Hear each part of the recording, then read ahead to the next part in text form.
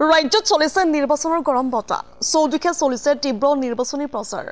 প্ৰতিকূল বতৰকো নেওচি লামডিং সমষ্টিৰ বিভিন্ন স্থানতো কংগ্ৰেছে চলাইছে নিৰ্বাচনী প্ৰচাৰ আজি লামডিং তিনিটা পঞ্চায়তৰ অন্তৰ্গত অঞ্চলসমূহত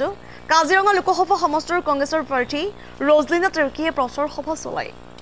দেশত যি অৰাজকতা চলিছে সেই অৰাজকতা শেষ কৰাৰ বাবে এবাৰ বিজেপিকে পৰাজয় কৰাৰ জৰুৰী ইয়াৰ উপৰি ৰেলনগৰী বুলি খ্যাত লামডিঙত ৰেলতো নিযুক্তি নাপায় লামডিং তথা অসমৰ যুৱ প্ৰজন্মই তাৰোপৰি বিজেপিকে কটাক্ষ কৰি কয় যে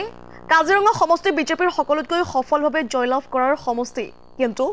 এতিয়া কংগ্ৰেছ প্ৰাৰ্থীৰ বিৰুদ্ধে দেশৰ প্ৰধানমন্ত্ৰী মুখ্যমন্ত্ৰীৰ প্ৰচাৰ চলাইছে আৰু কিছুদিনৰ পিছতে দেশৰ গৃহমন্ত্ৰীগৰাকীয়ে প্ৰচাৰ চলাবলৈ আহিব ইয়াতে স্পষ্ট হয় যে বিজেপি এতিয়া ভয় কৰিছে কংগ্ৰেছৰ প্ৰাৰ্থীক লৈ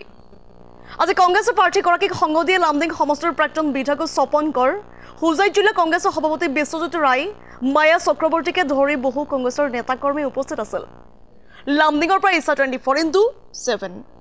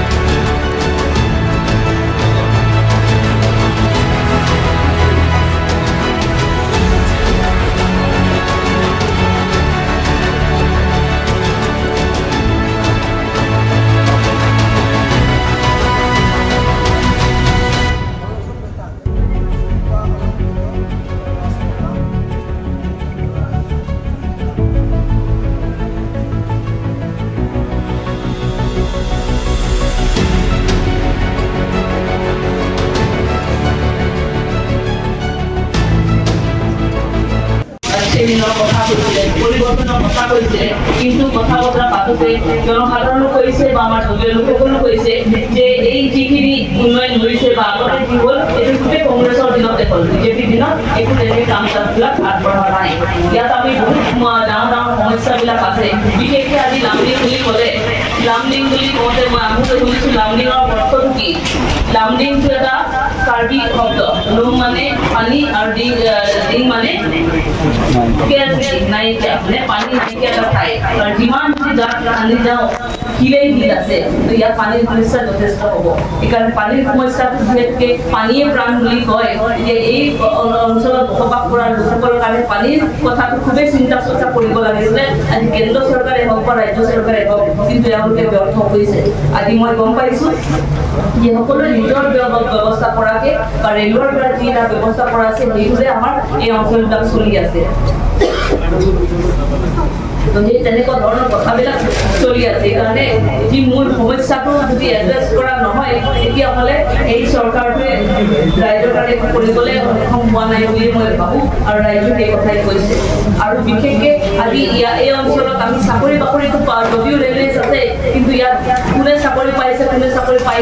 নাই পোৱা এইটো আমি সকলোৱে জানো আমাৰ ইয়াত স্থানীয় ব্যক্তিসকলে বা স্থানীয় যুৱক যুৱতীসকলে যি ধৰণে সংস্থাপন পাব লাগিছিলে আমি সেইটোৰ পৰা বঞ্চিত হৈ আছোঁ সেইটোতো চৰকাৰে চকু দিব লাগিছিলে কাৰণ ইয়াত যদি স্থানীয় লোকসকলে যদি সুযোগটো নাপায় তেতিয়া বাহিৰৰ মানুহ আহিলে সুযোগটো পাই থাকে তেতিয়াহ'লে কি ধৰণে ন্যায় হৈছে এই অন্যায়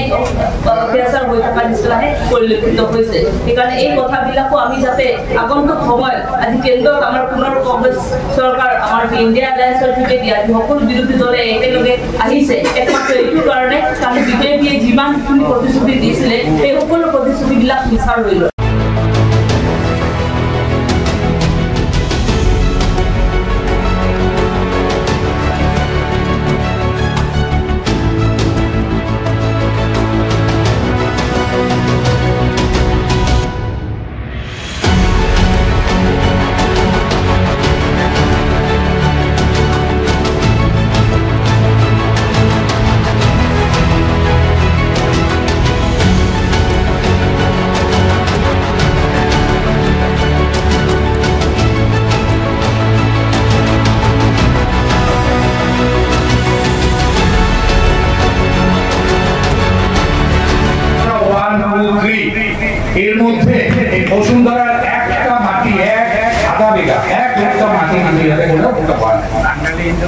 ইয়াত কিন্তু আমি বহু তেওঁলোকক আর আমরা সমসাময়িক রাজনীতি দলের সঙ্গে একসঙ্গেই কাজ করে আসছি, কিন্তু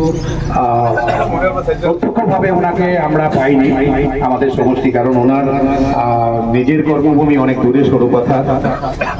সুতরাং সেই সমস্ত জায়গায় আমরা গিয়ে পৌঁছতেও পারিনি। কিন্তু আমাদের সৌভাগ্য যে আজকে দল ওনাকে মনোনীত করেছেন আমাদের ভবিষ্যৎ কর্মপন্থা উন্নয়ন এ সমস্ত করার জন্য। ওনাকে আমরা যদি আমাদের